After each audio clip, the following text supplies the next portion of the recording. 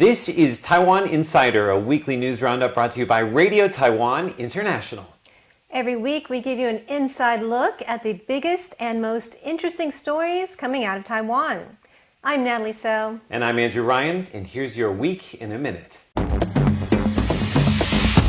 The U.S. has approved a $500 million arms package for Taiwan, covering pilot training and the upgrading and maintenance of F-16 fighters. This is the Trump administration's third arms package for Taiwan. Foxconn head Terry Kuo has announced he's throwing his hat into the KMT presidential primary. Kuo's company produces Apple products, and he's Taiwan's wealthiest man. After consulting the goddess of the sea, Kuo announced his candidacy Wednesday. A team from Taiwan's Academia Sinica has helped capture the first image of a black hole. The team was one of 13 around the world involved in the project that took the historic image. Former U.S. Speaker of the House Paul Ryan has come to Taipei with a message to the rest of the world. Learn from Taiwan's example. Ryan also criticized Beijing's refusal to renounce the use of force against Taiwan, calling it, quote, destabilizing. St. Kitts and Nevis Prime Minister Timothy Sylvester Harris is in Taiwan on a state visit. The Caribbean nation is one of Taiwan's diplomatic allies. A magnitude 6.1 earthquake struck eastern Taiwan Thursday, disrupting metro and train services. And that's your week in a minute. Every week at the top of the show, we each come up with a word that we think describes this week. Andrew, do you want to guess my word? Yes, what do you have? Superman. No, just kidding. Support. That's right. Okay, so we're going to be talking about the Taiwan Relations Act, which I believe is the U.S.'s way of supporting Taiwan. Also, we'll be talking about our devices, which I think should play a supporting role. I'm talking about our screens, our smartphones. Rather than taking over our lives. Right, exactly. And also, we've seen a lot of support for the world champion badminton player who's from Taiwan, Tzu-ying. So we'll be talking about all those things on today's show. Excellent word. Actually, well, I have another word. I'm not going to say Not too the much. same one, right? No, it's not the same word. You ready? Relative? No. Relationship? Yes.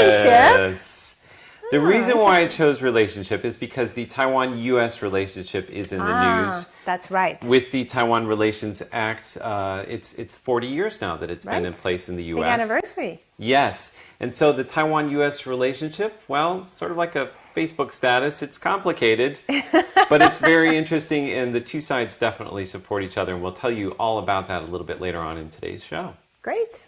All right. All right, so what's coming up on today's show? Well, the Taiwan Relations Act turns 40 this month. We also have an exclusive interview with the American Institute in Taiwan. We talk about internet addiction among children. Also, the world's top female badminton player is lighting up social media in Taiwan. Plus, some third graders were inspired by our show to say something to President Tsai Ing-wen. What did they want to say? More interestingly, their teacher brought them somewhere very interesting to do that, and we're going to show you a picture that will give you a hint as to where they went. Where do you think that is? Looks familiar. It's a logo for something. If you live in Taiwan, you might recognize it. So where is that? We're going to tell you a little bit later on in our parting shot. But first up, we go straight to our top story. Foxconn CEO and founder Terry Kuo announces that he is joining the Kuomintang presidential primary. Foxconn makes the world's iPhones, and Kuo is Taiwan's wealthiest man with an estimated wealth of over $7 billion. He said his platform is peace, stability, the economy, and future.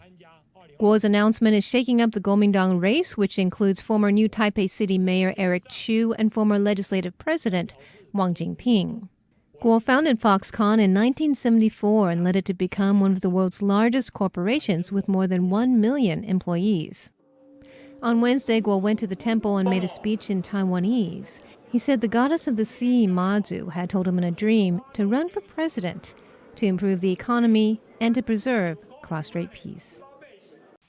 We turn now to a document, a very important document. Now, it's not every day that a document becomes news here in Taiwan. What I'm talking about is the U.S. law, the Taiwan Relations Act, which turns 40 this month. Now, it's just about 10 pages long. It's less than 4,000 words, but it forms the basis of ties between the United States and Taiwan in the absence of official diplomatic relations. In fact, it enabled President Tsai to make a stopover in Hawaii last month on her way back from the South Pacific. Let's take a look at that stopover. There she is at the East-West Center. They have an exhibit about the 40th anniversary of the Taiwan Relations Act. A lot of photos and documents related to US-Taiwan ties. There's even a handwritten note from late President Ronald Reagan saying, "We keep our promise to Taiwan, period." Now that may not seem like much. Leaders say things like that all the time, but we have to remember that came at a time when many countries cut their ties with Taiwan. Now, in just a moment, we're going to hear from a spokesperson of the United States here in Taiwan. But first, what is the dramatic history that paved the way for the Taiwan Relations Act, and what does the law contain? That's the topic of today's Taiwan Explained. In today's Taiwan Explained, I'm going to tell you about the Taiwan Relations Act, which celebrates its 40th birthday this month. We're going to be talking about what that law contains and what it means for Taiwan-U.S. ties. Okay, so we have 60 seconds on the clock. Are you ready, Andrew? I think so. All right, go. All right. So we need to roll back to before 1979. Let's have a look at this. This is Eisenhower in Taipei. He's the first and only U.S. president that was in Taiwan while he was in office. Now, this was during the 80 years of Taiwan-U.S. ties, and this would be the Republic of China, which is the government of Taiwan. Now, here we see President Jimmy Carter with Deng Xiaoping, the leader of China. In December of 1978, the United States broke off ties with the Republic of China and recognized instead the People's Republic of China in Beijing. Now, moving on, of course, this didn't bode well. People here in Taipei protested. They were not happy with this. And in 1979, though, they did pass the Taiwan Relations Act in the United States. And what does that do? It does many things. It continues exchanges between the two sides. It also paves the way for arms sales to Taiwan. And it continues agreements that were already in place when the two sides broke ties. Time is up. You can finish your sentence. Can I? Yes. I have to finish a couple On things. 2 more sentences. It was a little slow This is today. important, so we'll give you more time. Okay. So the law also sets up the American Institute in Taiwan, or AIT, which is the de facto U.S. embassy in the absence of official diplomatic ties. And also, it says that the United States can resist any use of force that would jeopardize the security or the social or economic system of Taiwan. That's a part of the law that I think is very important. Very important. Yep. And that's our Taiwan Explained for today. So how does the Taiwan Relations Act work in practice? That is a question that I asked of the spokesperson of the American Institute in Taiwan, or AIT, which I said is the official U.S. Representative office here in Taiwan. It's not an embassy, sort of like a de facto embassy in the absence of official diplomatic ties. I sat down with spokesperson Amanda Mansauer, and we talked about the history of the Taiwan Relations Act, what it means for U.S.-Taiwan ties, and the implications for the Asia-Pacific region. Let's have a look. There's a very strong feeling in the U.S., specifically in the U.S. Congress, that we wanted to continue to maintain some sort of ties, even if unofficial, with the people of Taiwan, with Taiwan's economy, and so on. And so, what we sometimes say is that the TRA, the Taiwan Relations Act, ensured that while the ties were unofficial, they were not unimportant. Okay. So the Taiwan Relations Act establishes a mechanism by which the United States and Taiwan can continue to have an economic relationship, can continue to have a cultural exchange relationship, and can also continue to have security cooperation that we feel is in all of our best interests, serves regional interests, and also serves a lot of our deeply held values. So while the American Institute in Taiwan is not formally an embassy or a consulate, we still do things like issue visas. We arrange exchange programs like the Fulbright Exchange.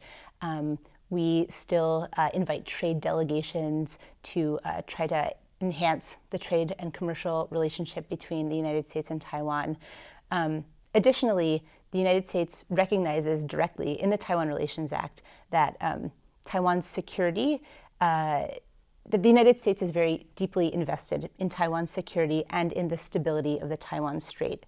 And so one of the commitments that the United States makes in the Taiwan Relations Act is that we will help Taiwan meet its self-defense needs, because we believe that Taiwan's ability to meet its self-defense needs serves Taiwan's interests, but also serves US and regional interests. And as we look now more broadly, and we talk a lot about the Indo-Pacific region, the Indo-Pacific strategy that the administration rolled out maybe 2 years ago, we recognize that Taiwan's ability to sustain its self-defense and the peace and stability of the Taiwan Strait is crucial also to the broader Indo-Pacific regional stability. Now, reading the Taiwan Relations Act, you can see that there's room for interpretation in the language of the act. In particular, in terms of the kinds of defensive weapons that Taiwan can purchase from the United States. Of course, the United States can determine what kinds of weapons Taiwan would need. Taiwan makes a request, the United States evaluates the request, and then follows through with it. I'm curious, how much has the United States interpretation of the Taiwan Relations Act shifted over the last 40 years from administration to administration? Yeah, so I mean, I would first just address one part of your question, which is that the process by which Taiwan requests an arms purchase and the United States evaluates it isn't quite so linear. The United States and Taiwan are in regular touch about Taiwan's defense needs. It's more of a consultative process where we discuss and decide together what Taiwan needs and what the United States is in a position to provide. So at the point at which Taiwan makes the request, Taiwan and the United States have actually already been discussing that sort of a package that they've asked for. Yeah, generally speaking, it's an ongoing consultative process by which we're always talking about what the future needs will be and how Taiwan can best meet its needs today, but also needs of the future.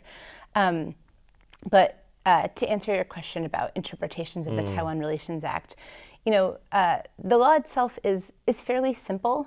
I think generally different administrations bring with them different priorities. They're looking at enhancing different parts of the US-Taiwan relationship, so they perhaps focus on different parts of the law. But to me, interestingly, our policy towards Taiwan really hasn't changed in 40 years. I sometimes feel like a broken record. A lot of my job is saying our policy has not changed.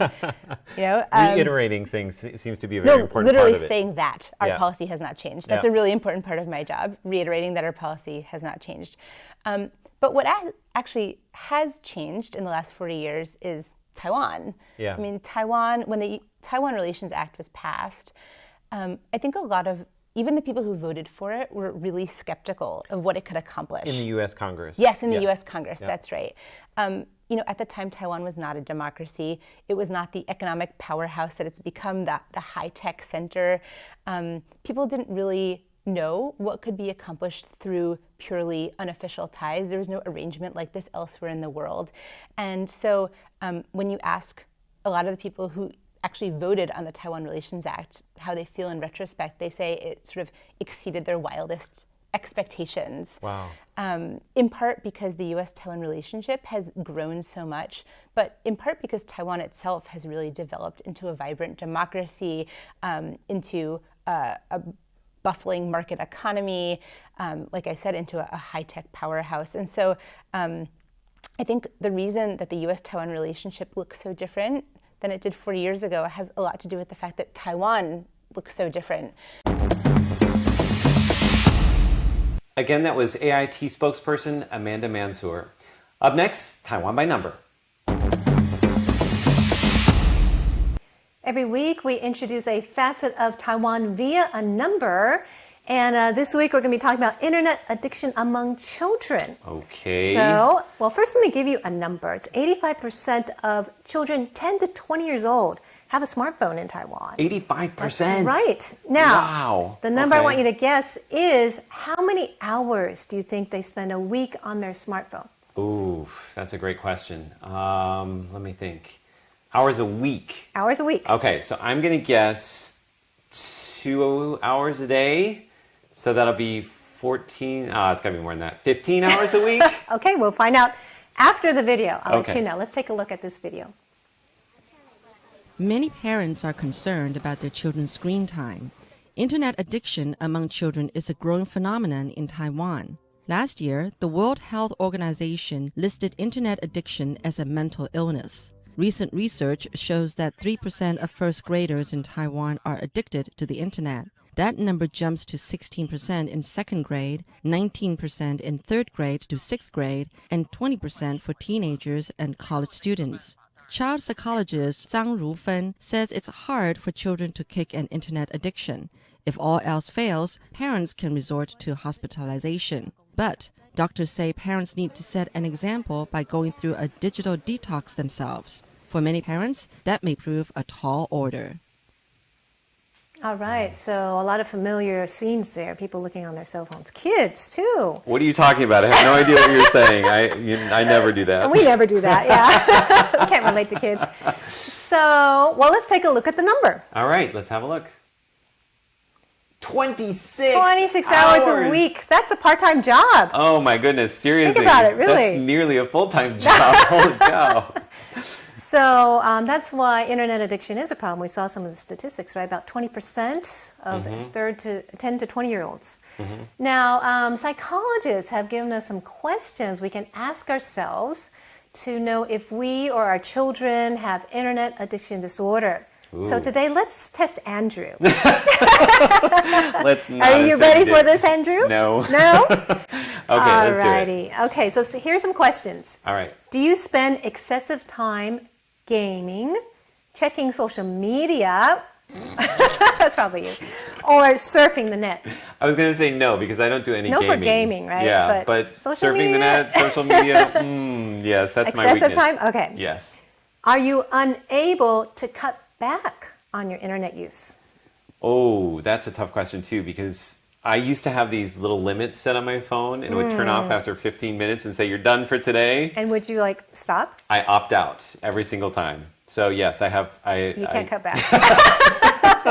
Okay, you're on borderline here. Okay. Does your internet use jeopardize your work, school, or relationships? I'm going to say no to that one, because I think you're doing okay at work, Andrew. I think so, in right? your relationships. You're very respectful. You're never like, hey, Natalie, and filling on your phone. I pay attention to you when we're talking definitely. together. Yeah. Okay. Do you lie about or conceal your use of the internet? I wouldn't know, right? You'd be lying. No, I don't lie. You don't? No, I don't lie. Andrew never lies. I don't think I lie about social media. Okay. I mean, I definitely am guilty of doing things like if I'm standing in line waiting for a coffee at a coffee shop, I'll probably whip out my phone and have a look at it. Well, I was looking into why we get addicted to social media. I think that's probably one of our problems working in journalism. It's actually because of the instant gratification. Oh. Because, when you look things up, and even surfing the net too, you Google something and it comes up right away. Or if you want to see if you have any likes, yes. Or, you will, and you're curious too. All this is very addictive behavior because the feedback is instant. Do you have any messages, any likes, any comments? Yeah, it feels like a reward, right? It's a you reward. You reward yourself, you feel like kind of a hit I want to see if anybody's listening to our show. Yes. Watching our show, I mean. Speaking of that, if you have the opportunity, please do connect with us on all social media. And speaking of social media, we're going to go straight now to a segment that we call #Taiwan. This week on #Taiwan, the celebrity trending on social media in Taiwan is the top female badminton player in the world, Taiwan's very own Tzu-ying. That's because she just won the Singapore Open, beating Japan's Nozomi Okuhara in 2 straight sets. Now let's take a look at her Facebook post right after that win. Now, she posted a bunch of photos and got more than 14,000 likes. And now there's nothing like a world champion to make Taiwan proud. Now, Tzu-ying, she rose to the top, to the world's #1 in 2016 at the age of 22. She stayed there for 72 consecutive weeks. And after losing that title in 2018, she fought to get it back and to stay on top. President Tsai also made a nice tweet about her this week. Let's take a look.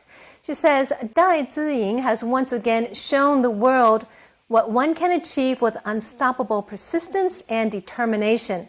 This is the spirit of hashtag Taiwan, and the name of our segment here. That's right. And hashtag Island of Resilience. Now, Sports Site Consulting also tweeted about her. They said that she was a model of tenacity, of mental toughness. Let's have a look at what they said. It says, champions and top performers are able to refocus when things go wrong. So how do you deal with unpleasant situations during critical events? Hashtag copeability, hashtag mental toughness. And what was interesting, if we look into the next, this link here, the lights went out during one of her matches. And during her point, she kept on playing, and she won that point, and she won that match, she won the tournament. She's a very inspiring young woman. That's really incredible. I don't think I could have done that. I might have like, what's going on here? Stop the match. All right, everybody stop now. Where's the umpire? So she ended up winning the tournament. We're all very proud of her. Fantastic. It's a really tough thing to be on top and to stay on top. So that's this week's hashtag Taiwan. Be sure to connect with us on social media. And if you have any tips for stories, do send them our way. And finally, today we're going to leave you with our parting shot. But first, at the top of our show, we told you about a group of students who had something very interesting to say to the president, and they were inspired by a topic on our show. Their teacher decided to bring them somewhere very interesting to do that. Where was it? Let's have a look at the photo we showed you at the top of the show. So you may have guessed this is actually the logo for the post office here in Taiwan. It's based on an old character for post. Okay, now that you know it was the post office, you might be curious to know what they wanted to say to the president. Let's have a look at today's parting shot. So this is teacher Conrad Cordula from the Dominican International School in Taipei, and these are some students from grade 3 St. Francis. They're working on a unit called Writing to Persuade. And this letter is from Angie Lee. She says, I'm 9 years old and I was born in Taiwan. I love going to the beach to see the gorgeous ocean, but right now the ocean is getting dirtier. If this continues, the oceans will no longer be pretty. I also want more trips to the ocean. Look at this artwork. This is Rose from Korea. It says, let's stop deforestation. Wow. And Veritas Cho says, I know you love cats, which is true. President Tsai loves cats, and look at all those cats. Very persuasive, actually. Yeah, really. Now here they are mailing their letters. How cute. And great to see that the tradition of sending a letter to the president is alive and well in Taiwan. The best part is they got a response. Look at this. That's wonderful. She thanks them for being civic-minded. And also shared about her environmental policies. Look at that. And the logo at the bottom there, presidential office building. Letter from the presidential office. It's great. Yeah.